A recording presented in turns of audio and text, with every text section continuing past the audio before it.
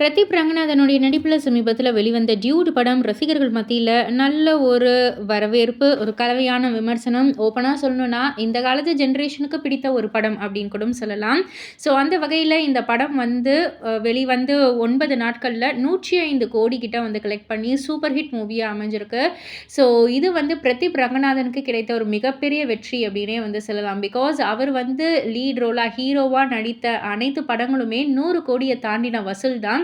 So அதனால வந்து இப்போ அவர் அந்த ஒரு எப்படி சொல்றது? அவர் முன்னணி ஹீரோக்கள் அப்படின்ற ஒரு லிஸ்ட்லயே சேர்ந்துட்டாருன்னு ரசிகர்கள் எல்லாருமே கொண்டாடிக்கிட்டு இருக்காங்க.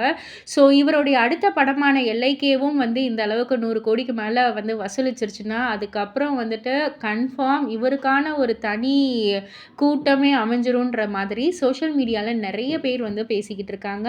ஸோ இதெல்லாம் பத்தி நீங்க என்ன நினைக்கிறீங்க? உங்களுடைய கருத்து என்ன? அப்படின்றத கீழ உள்ள கமெண்ட் பாக்ஸ்ல குறிப்பிட்டு சொல்லுங்க. மறக்காம சினி வேர்ல்ட் சேனல சப்ஸ்கிரைப் பண்ணி பக்கத்துல உள்ள பெல் ஐகான கிளிக் பண்ணிடுங்க.